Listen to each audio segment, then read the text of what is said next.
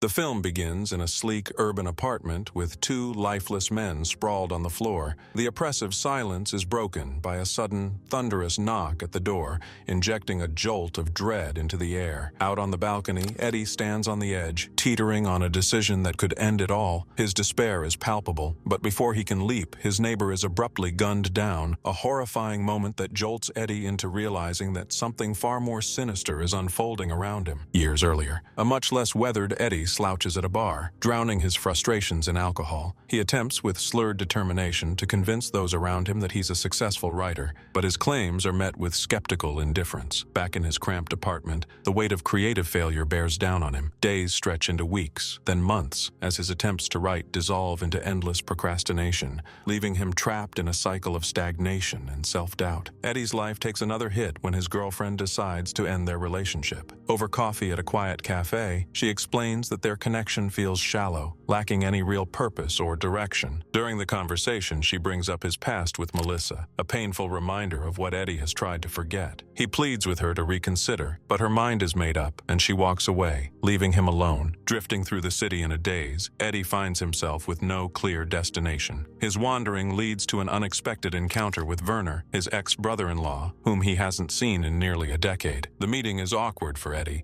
who feels self-conscious and out of place, while Werner appears calm and unbothered. Taking in Eddie's unkempt appearance, Werner doesn't hold back, making a pointed remark about how far Eddie seems to have fallen. Despite the tension, Eddie reluctantly accepts Werner's invitation to share a drink, drawn by a mix of curiosity and desperation. During their small talk, Werner suddenly claims he has the answer to Eddie's problems. Eddie expects cash, but is startled when Werner produces a vial of an unfamiliar drug. Rejecting it outright, Eddie insists he's not into drugs, but Werner assures him this is different in that it unlocks the brain's full potential, far beyond the usual limits. Before Eddie can argue, Werner gets a call, hands him a business card, and leaves abruptly. Eddie returns to his apartment, memories of Melissa weighing on him. Torn by curiosity, he decides to try the drug. On the way up, he runs into his irate neighbor, Valerie, who begins ranting at him. As the drug kicks in, Eddie's mind sharpens, and he calmly diffuses her anger, pointing out her deeper frustrations. He shocks her by mentioning private struggles at law school, details he suddenly recalls with eerie precision,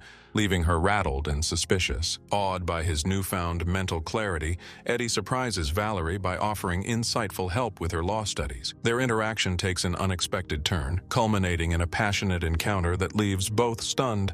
Energized, Eddie returns to his apartment, where he's struck by how dramatically he's changed. The once chaotic space is quickly transformed into an organized sanctuary, as he cleans with an efficiency that feels almost instinctive. Sitting at his desk, Eddie begins to write, and the words flow effortlessly. What once felt like an insurmountable struggle now comes with ease, each page filled with precision and eloquence beyond anything he's ever achieved. The drug's effects leave him marveling at the incredible power of his sharpened mind.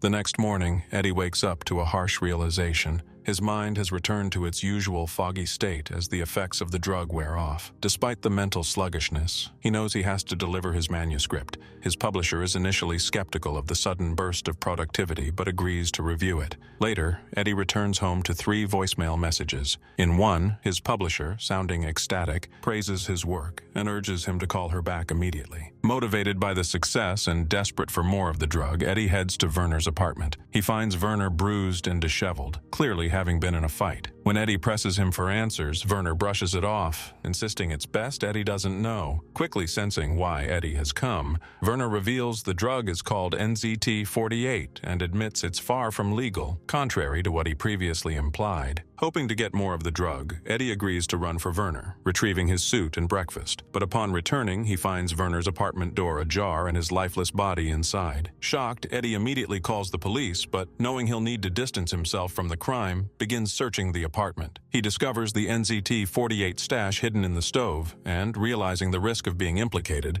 puts on gloves to avoid leaving any trace of himself before slipping out with the drugs. Eddie finds himself under scrutiny at the police station, facing pointed questions about Werner's death. The tension is compounded when Melissa calls during the interrogation. Her tone is icy, and she decisively severs ties, even refusing to see him at Werner's funeral. The call leaves Eddie reeling, but he is soon released from custody. Returning home, Eddie discovers he now has access to Werner's remaining NZT-48 and his cash reserves. Taking the drug again, his mind sharpens, and he swiftly reinvents himself with a new identity. Within just 4 days, he accomplishes what had seemed impossible, submitting meticulously detailed notes for his work. With his mental capabilities accelerating, Eddie learns to play the piano in 3 days, masters a foreign language, and dominates at the poker table, building a reputation for brilliance. His confidence soars as he networks with powerful individuals, pitching ideas that earn him a lucrative offer. Immersed in this new high-powered lifestyle, Eddie is introduced to the world of private jets, sprawling mansions, and influential friends, all fueled by the relentless effects of NZT-48. However, as Eddie's ambitions grow, his resources shrink, his stash of the drug dwindles, and desperation creeps in. Turning to the stock market, he exploits a downturn to generate cash, but falls short of his goals. With no other options, Eddie approaches a loan shark for funds to support his next move. The loan shark agrees, but with an unusual warning, not a threat of death, but a promise to teach Eddie if he fails to repay. Eddie is left uneasy but determined to press forward, his hunger for success outweighing the growing risks. Eddie enters Kevin Doyle's office and quickly doubles their investment, astonishing everyone with his sharp decisions. That night, he finds 19 voicemails, including one from Kevin about a meeting with Carl Van Loon,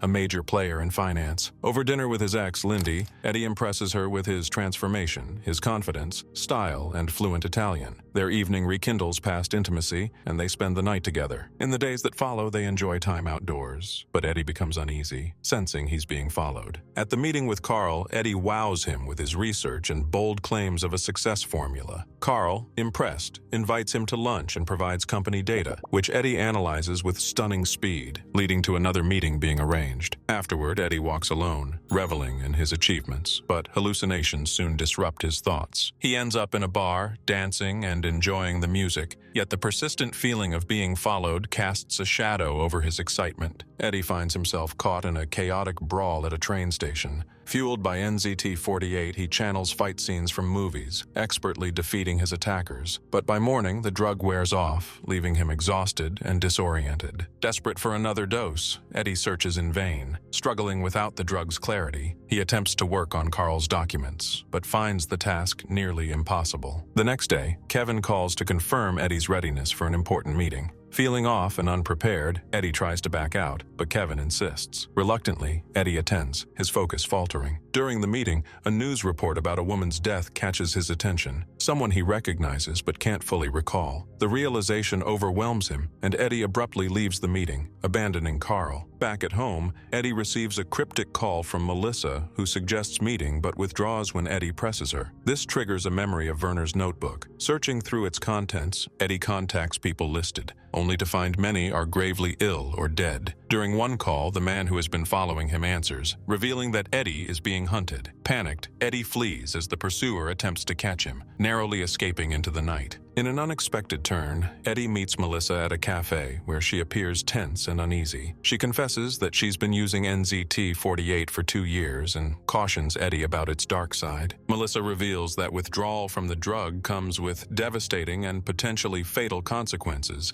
leaving Eddie to grapple with the harsh truth that his dependence on NZT-48 has put his life at serious risk. On his way back to his apartment, Eddie is ambushed by the loan sharks who have been tracking him down. They force their way inside, and one of them spots the vial of NZT-48 in Eddie's hand, quickly snatching it. Realizing he's in deep trouble, Eddie rushes to the bank, determined to withdraw the borrowed money and settle his debt before the situation spirals further out of control. Too ill to go home, Eddie stumbles into Lindy's office and, after some hesitation, confesses everything about his dependency on NZT-48 and the dangerous situation he's in. Desperate, he begs her to retrieve the pills. Reluctantly, Lindy agrees, but explains that the drugs are at her place, not his. She retrieves the vial and starts back toward Eddie, but soon notices someone tailing her. Fear mounting, Lindy calls Eddie, her voice shaking as she tells him she's being followed. The pursuer closes in, forcing her to abandon her car and flee on foot. Spotting 2 men nearby, she pleads for their help, but the pursuer viciously stabs them both,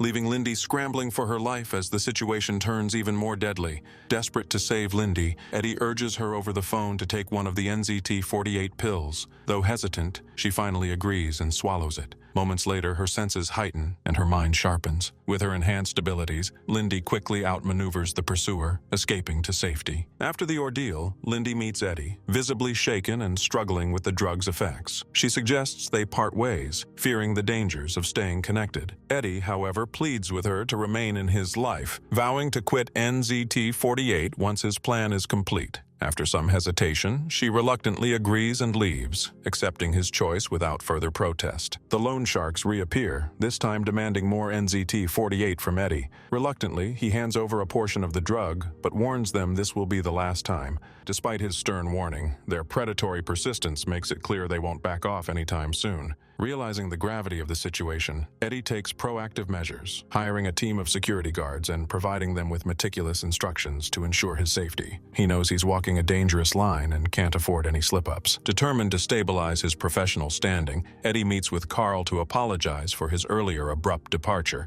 explaining it was due to illness. Carl accepts the apology and offers him another chance. Eddie seizes the moment, presenting a well-researched and compelling proposal that impresses Carl, solidifying his place on future projects and bolstering his position in the high-stakes world he now inhabits. Determined to secure a consistent supply of NZT-48, Eddie hires a chemist to reverse engineer the drug. The chemist estimates it could take 12 to 18 months, but Eddie, desperate for results, offers $2 million to accelerate the process to 6 months. During lunch one afternoon, Eddie is approached by a detective who names him a suspect in a woman's murder. Alarmed, Eddie hires high-profile attorney Morris Brandt to handle the situation and clear his name. Amidst this, Eddie continues supporting Carl in a critical business meeting with Hank Atwood. The meeting takes a strange turn when Atwood's health suddenly declines, forcing it to be postponed. Returning to his apartment, Eddie finds it completely ransacked. Deciding it's no longer safe, he moves into a new upscale residence. However, the reprieve is short-lived, as the loan shark confronts Eddie again, demanding more pills and threatening exposure if he doesn't comply. The next day, the rescheduled meeting with Atwood is canceled. His wife informs Eddie and Carl that Atwood is hospitalized but assures them the contract will still be signed. During the visit, Eddie spots Atwood's driver and realizes he's the man who had been following him. Piecing it together, Eddie concludes that Atwood's rapidly failing health is due to running out of NZT-48, leaving Eddie even more aware of the drug's deadly stakes. As Carl demands answers, Eddie feels the effects of NZT-48 fading.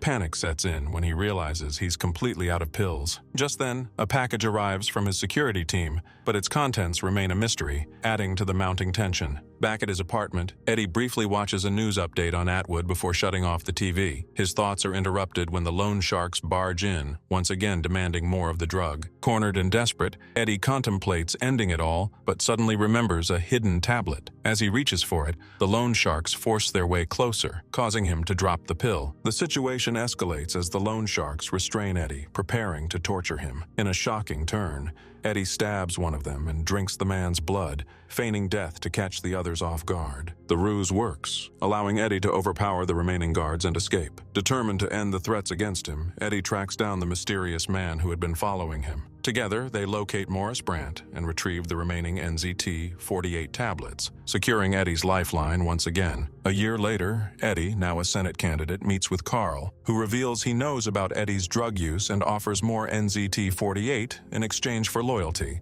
Confident and in control, Eddie declines, asserting his independence. Eddie and Lindy having lunch, where Eddie effortlessly orders in Chinese, hinting at his continued brilliance and command over his future. And with that, the movie ends. We hope you enjoyed our recap. Watch other recaps on the screen. Like the video and subscribe to our channel for more amazing recaps. See you in the next one.